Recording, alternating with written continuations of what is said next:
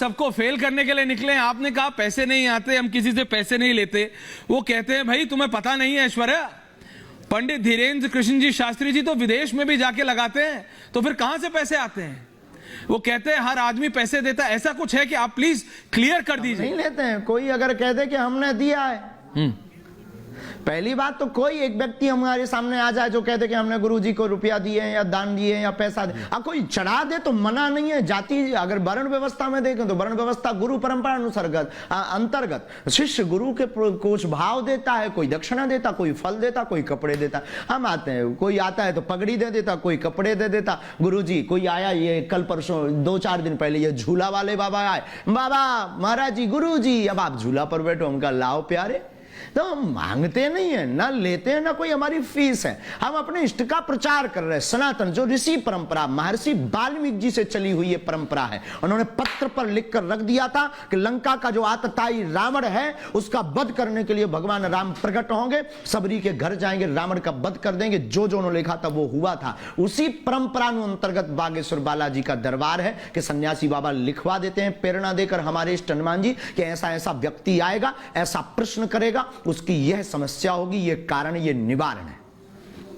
शास्त्री जी आपने कहा जादू की अपनी एक सीमा होती है, तो क्या आज पहली बार आपसे कोई नेशनल टेलीविजन पे पूछ रहा होगा, आप नाराज ना हो, क्या इस बात की 100% यानी 100% गारंटी है कि आपकी तरफ से कभी कोई जादू नहीं होता? आपने कभी कोई जादू नहीं किया ना, या किया? क्योंकि लोग कहते हैं थोड़ा जादू थोड़ा साइंस मिक्स कर देते हैं बाबा। आज तक के इतिहास में जी, आज तक के इतिहास में ना हमने कोई आज तक जादूगरी की, ना हम जादूगरी का ABCD जानते हैं, ना हम मैजिक को जानते हैं। जादूगरी कला का सम्मान करते हैं। हम अपने इष्ट के अलावा कुछ जानते ही नहीं। हम राम नाम बोलते हैं, प्रार्थना करते हैं, हमारे इष्ट हमें अंदर प्रेरणा देते हैं, हम लिख करके नोट करके रख देते हैं। हम तो व्यक्ति भी नहीं देखते, कौन आया है, कौन आ रहा, कौन आएगा, लिख कर रख देते। जो आता है बालाजी की कृपा से उसी का परिचय निकलता है। आप मोस्ट सर्च पर्सन हो रहे हैं विज्ञान धीरेन्द्र शास्त्री जी। देखो एक होता भौतिक विज्ञान, एक आध्यात्मिक विज्ञान हमारे पास। बिल्कुल पंडित धीरेन्द्र कृष्ण शास्त्री जी, आप आज की तारीख में हिंदुस्तान में ना प्रधानमंत्री नरेंद्र मोदी और एक आध नेताओं के बाद सबसे पॉपुलर आदमी हुए हैं। हर आदमी जानना चाहता है भाई ये हैं कौन, पंडित धीरेन्द्र कृष्ण शास्त्री जी हैं कौन, ये जो पीठाधीश्वर है बागेश्वर धाम वाले। तो अगर आपसे पूछूं, आप दोबारा खराब ना माने, आपकी उम्र कितनी है शास्त्री? पूछते थे कि चमत्कार क्या होता है, तो हमारी दृष्टि से अगर लोग ये जान रहे हैं तो ये भी एक चमत्कार ही है। ये भी चमत्कार नहीं, लेकिन आपकी उम्र कितनी है शास्त्री जी? लोग जानना चाहते हैं आपके बारे में। 26 तो पार कर गए हैं। 26 वर्ष पूरी हो गई है। 26 वर्ष आपने पढ़ाई, आपने स्कूल से पढ़ाई की है शास्त्री जी, या आप किस विद्यालय में गए, कहां पढ़े? लोग जानना चाहते हैं आपकी पढ़ाई की। BA हमने प्राइवेट की। अच्छा, आप BA भी पढ़े हुए हैं? 12वीं तक हमने रेगुलर पढ़ाई की, मतलब 1-2 महीने में 2-4 बार जाते थे, पर BA हमने प्राइवेट की है। अच्छा, मतलब BA प्राइवेट मतलब हम गए नहीं। अच्छा। पेपर बस वो होते हैं वो। हाँ, पेपर आपने दिए, पर लेकिन आपके साथ तो ये बहुत नहीं, लेकिन आपको तो पेपर का जवाब पहले ही पता होता होगा, क्योंकि आपको तो पता लग जाता होगा पेपर में क्या सवाल आने वाले हैं। भगवान की कृपा से आज तक फेल नहीं हुए। आपको तो पहले पता लग जाता होगा। नहीं, ऐसा तो नहीं। देखो, कृपा का सदुपयोग करते हैं हम, दुरुपयोग नहीं ये बहुत महत्वपूर्ण है जो आप कह रहे हैं। तो फिर लोग कह देंगे भारत है, भारत के लोग बड़े अद्भुत है, फिर तो सट्टा का नंबर बाबा बता देंगे, फिर तो बाबा देश में आतंकवाद बता देंगे, फिर तो ये बता देंगे, फिर तो वो बता देंगे। हमने अपनी कृपा का सदुपयोग किया लोक कल्याण के लिए। हमें जो कृपा मिली उसका लोक कल्याण के लिए सदुपयोग किया। कभी खुद के लिए या प्रदर्शन के लिए या चमत्कार दिखाने के लिए, जादूगरी दिखाने के लिए या नाम महिमा के लिए हमने कभी प्रदर्शन या दरबार नहीं लगाया।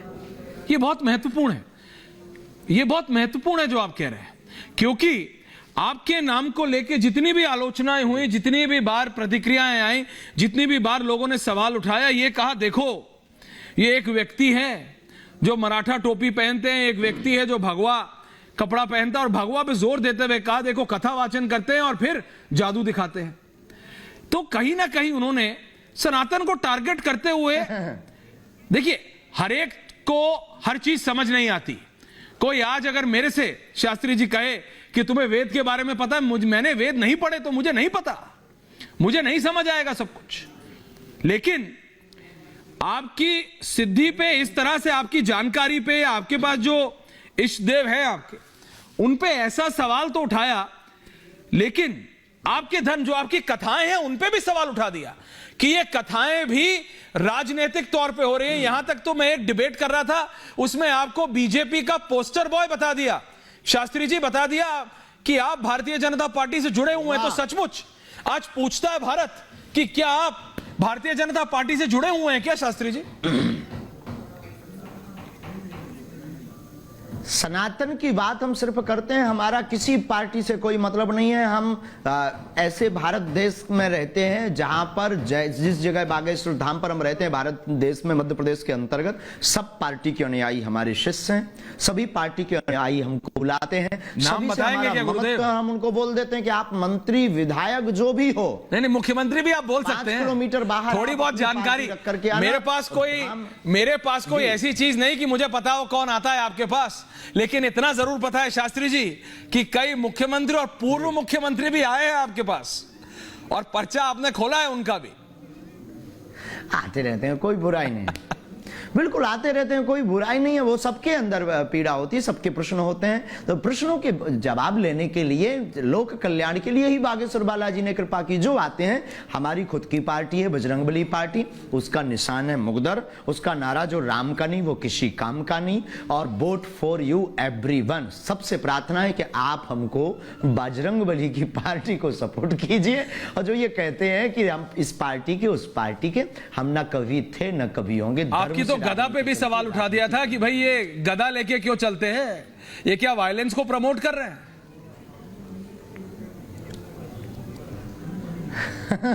भगवान जाने।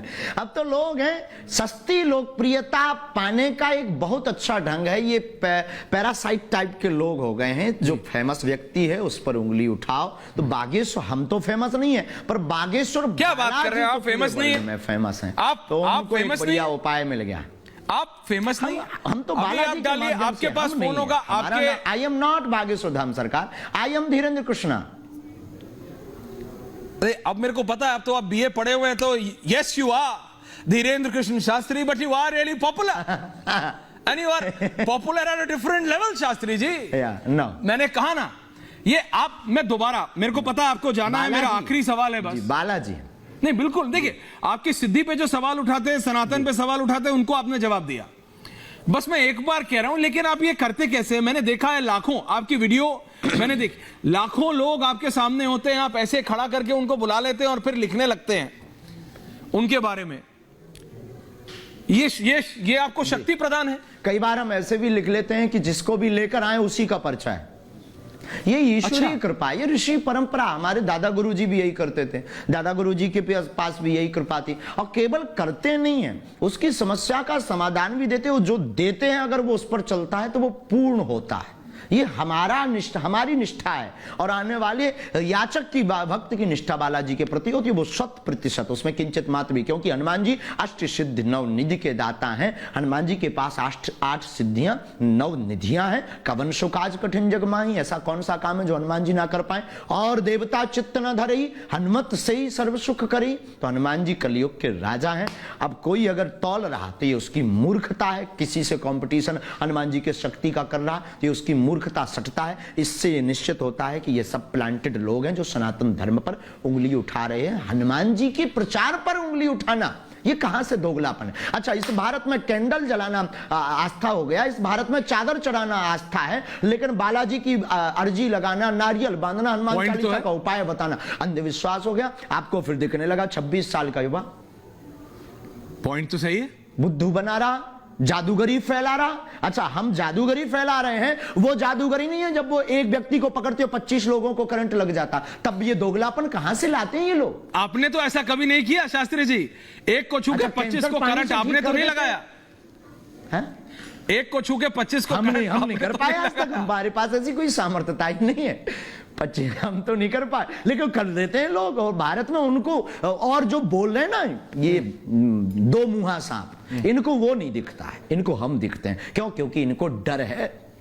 कि इनके अब हमारा मुंह बहुत डिस्टर्ब है, उनको डर है कि इनका मिशन फेल ये बागेश्वर बालाजी कर देंगे, लेकिन भारत हिंदू राष्ट्र होगा। हमें अपने सनातनी एक एक व्यक्ति पर भरोसा और बालाजी पर भरोसा है। एक आखिरी सवाल, फिर आपको जाने दे रहा हूं। मुझे पता है आपकी सभा चल रही है, उसके बीच में आपने समय निकाला हमारे लिए।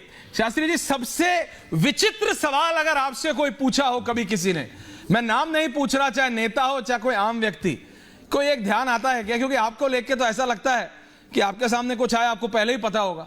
तो कुछ ऐसा कोई विचित्र चीज हुई आपके साथ कि आप दुनिया को बताते हैं, उसने आप ही को बता दिया हो? कुछ ऐसा कभी हुआ है शास्त्री जी?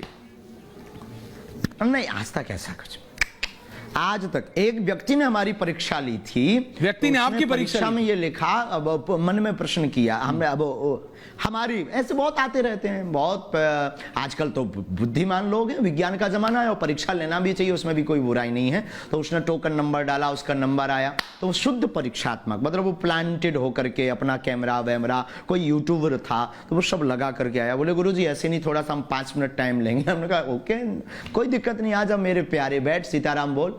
और उसको नियम फॉलो करने को कहा, उसने पूरा फॉलो किया, बैठा और हमने अपना पर्चा लिखा। उसको ये था कि हम जाएंगे तो ये लिखेंगे कि जॉब कैरियर, बस ये 2-3 बातें लिख देंगे जो सामान्य सी बात होती है, लेकिन हम कुछ अलग पूछेंगे, तब देखते हैं ये क्या करते हैं। फिर क्या हुआ? उसने 2 क्वेश्चन हमसे किया। फर्स्ट उसने क्वेश्चन ये किया कि हमने मंदिर पर जाकर आपको कौन सी गाली थी, क्या?